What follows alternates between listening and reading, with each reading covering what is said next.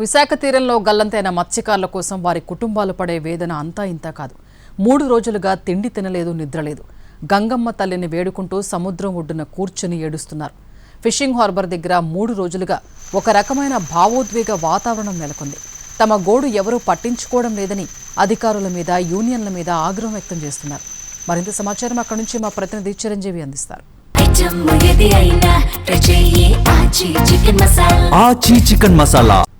సముద్రంలో వేటకు వెళ్లిన మత్స్యకారులు గల్లంతయి 4 రోజులు అవుతుంది. మరోవైపు వారి ఆచూకీ కోసం గాలింపు చర్యలు కూడా కొనసాగిస్తున్నారు. వారి కుటుంబ సభ్యులు గత 3 రోజుల నుంచి వాళ్ళ కోసం ఎదురు చూస్తున్నటువంటి పరిస్థితి కనిపిస్తుంది. దీనికి సంబంధించి మనతో మాట్లాడడానికి అసోసియేషన్ సభ్యులు ఉన్నారు. సార్, ఏ విధంగా వాళ్ళకి భరోసా ఇస్తున్నారు? 3 రోజుల నుంచి వాళ్ళు ఇక్కడే ఉంటున్నటువంటి పరిస్థితి, వాళ్ళకి ఎటువంటి ధైర్యం చెప్తున్నారు సార్? 1వ తారీఖున బోట్లు వెళ్ళాయి, 4వ తారీఖుని రిటర్న్ వస్తున్నారు. రిటర్న్ వచ్చే సమయంలోనూ ఇక్కడగా వాళ్ళు ఇంట్లో ఇక్కడ ఉన్నోళ్ళు ధరని ఉన్నోళ్ళకి ఫోన్ చేసి అయ్యా బోట్ వచ్చేస్తుందని చెప్పేసి తెలియపరిచారు. నీ ఎన్ని గంటలకి? 3 గంటలకి ఇలాగ వచ్చేస్తుంది ధరికి అని చెప్పన్నారు. వీళ్ళు 3 గంటల వరకు 3:30 వరకు ఫోన్లు చేస్తున్నారు. ఫోన్ పలికింది. 4 గంటల సేపు నాడు స్విచ్ ఆఫ్ వచ్చింది. అయ్యా ఇది వచ్చేస్తానని చెప్పేసి ఇంతవరకు రాలేదు కాబట్టి మరి దీనికి కారణం ఏంటని చెప్పేసి అల్లా కులాలు అయిపోయారు. మరి అల్లా కులాలు అయిపోయిన తర్వాత వాళ్ళ తాలూకు వ్యక్తులైతే జానకిరావు కాడికి వెళ్ళి కంప్లైంట్ ఇచ్చారు. జానకిరావు అని ఉంటూ కూర్చోబెట్టి మాట్లాడాడు కానీ తప్ప ఈ అసోసియేషన్ తెలియపడతాము. అంటే 3 రోజుల నుంచి కూడా తల్లి పిల్ల అంతా కూడా బంధువులతో కలిసి ఇక్కడే వెయిట్ చేస్తున్నారు. వాళ్ళ ఆచూకీ ఏమైందో తెలియదు. చివరిగా మాట్లాడిందే గుర్తు పెట్టుకున్నారు. అంటే మరోవైపు చిన్న కూడా సురక్షితంగా వచ్చారు. అతనితో మాట్లాడారు. అతను ఏం చెప్తున్నారు? ఎటువంటి పరిస్థితి? చిన్న గారు అయితే రాత్రి అయితే 7 గంటలకి ఇలాగా వచ్చారు. వచ్చి లోపల నేవల్ రూమెంట్ పెట్టుకున్నారు. అసోసియేషన్ కలెక్టర్ గారికి, అంటౌన్ సిఐ గారికి, ఎంఆర్ఓ గారు ఇప్పుడు మన ఫిషరీస్ డిపార్ట్మెంట్కి తెలియపరిచారు. వాళ్ళు వచ్చి మనకు తెలియపరిచారు. ఈ లారీస్ అంతా కంప్లైంట్ తీసుకున్నారు, వచ్చారని. ఇప్పుడు వచ్చిన తర్వాత వాళ్ళలోని సమాచారం ఏమైతే వస్తుందని చెప్పేసి మనం ఎదురు చూస్తున్నాము. ఈ 6 కూడా ఆయన గురించనే ఏ సమాచారం ఇస్తారని చెప్పేసి 6 కుటుంబాలు కూడా ఎదురు చూస్తున్నారు.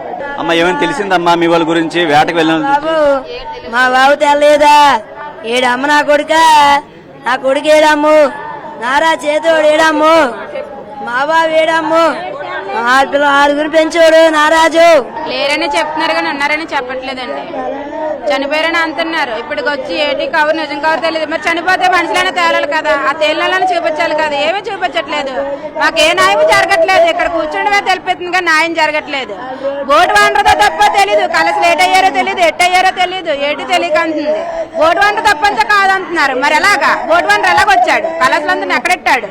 ఆ బోటు వండర్ అన్నాడు. కలసలు తీసుకొచ్చిన తర్వాత బోటు వండర్ రావాలి. బోటు వండర్ ఒక్కటి రావడం ఏంటి? 6 కలస కనిపించబడడం ఏంటి? అక్కడ ఏటి జరిగింది? ఏ మతలబ్ అయ్యింది? ఏటి తెలియట్లేదు. 3 రోజుల నుంచి వాళ్ళ కోసం గాలిస్తున్నారు. ఏమని చెప్పారు? నుంచి మాకు తెలియదండి. శనివారం 3 గంటలకు జరిగింది. శనివారం 3 గంటలకు జరిగి 3 గంటల అప్పుడు ఫోన్ చేశాడు. 2:30 చేశాడు ఫోన్.